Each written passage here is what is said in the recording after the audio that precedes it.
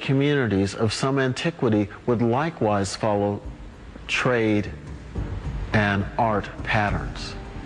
And so the Jewish community became so heavily persecuted in the area around Jerusalem that there would be migrations, and some of those migrations probably went as far south as Ethiopia. And that would be how it would get there. In a sense, perhaps the Ethiopian Orthodox Church is the best of what Christianity could have done in marrying the Jewish and the Christian traditions together. It's not a community that had a lot of outside interference, in a sense. So they're able to develop their own canon.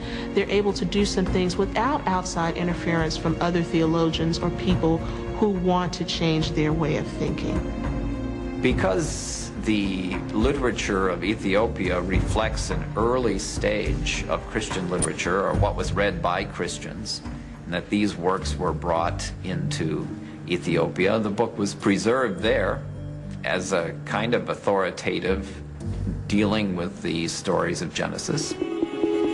Jubilees is not the only ancient text that gives a different story of creation. There is a forbidden book, lost for centuries, that includes fallen angels, bloodthirsty giants, and a warning to all humanity.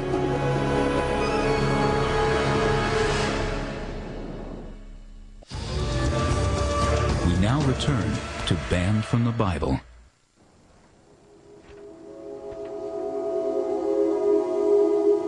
It is an ancient writing filled with divine secrets, dreams, and visions. A tour of heaven and hell, guided by the angel Uriel. The Book of Enoch is named for the man who the Holy Bible says walked with God. Enoch walked with God after the birth of Methuselah 300 years, and had other sons and daughters. Thus all the days of Enoch were 365 years. Enoch walked with God. Then he was no more, because God took him. The book of Enoch is named for a man who's mentioned in one sentence in the book of Genesis. We only know one sentence worth of information about him. And yet, somebody stopped, paused on that name, and thought, Enoch. If he was taken up into heaven, what might he have seen? It is a daunting manuscript.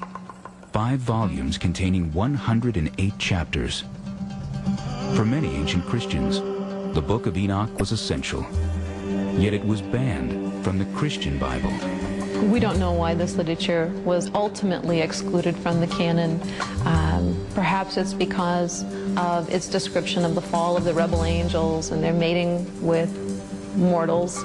Perhaps its understanding of the end of time fell out of favor with Jews and Christians.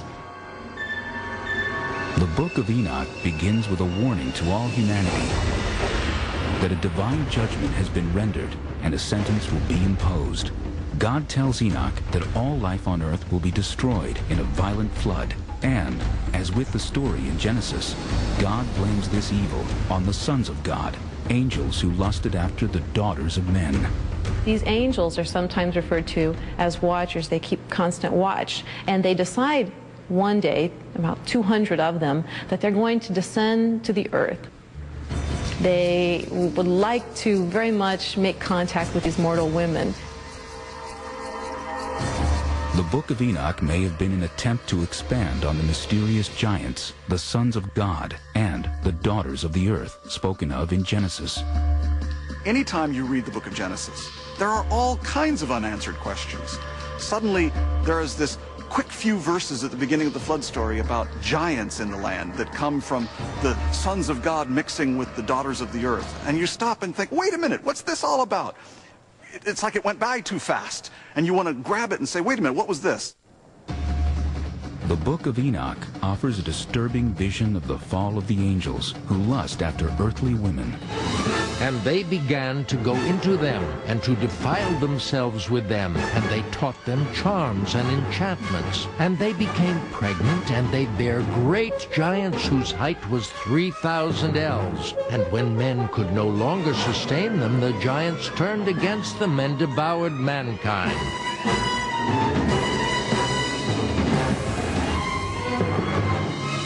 that these angels have crossed over this boundary that they shouldn't have. They were spiritual beings, and they were to remain as such.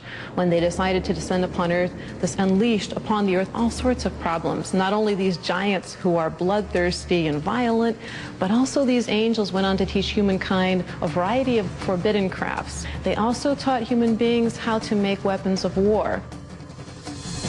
Now, the good angels, the ones not tempted by these beautiful women, go to God and say, you know, there's a lot of bloodshed caused by these bad angels. At which point God says we need to bind Azazel, the sort of lead fallen angel, to bind him and to then cast him into a pit. We might think of this as, how do we take care of nuclear waste in the 21st century? You take it out to a part of the world where no one lives, and you bury it as deep as you can. For this community, the angel was like that sort of nuclear waste. Dangerous, volatile. After the rebel angels are cast into the depths of the earth, Enoch has a dream vision. The lead angel, Azazel, begs Enoch to plead their case before God, to petition the Almighty to release them from the depths of the earth. The request for clemency is denied. This version of the fall of the angels was very popular in its day and maintained popularity for centuries to come.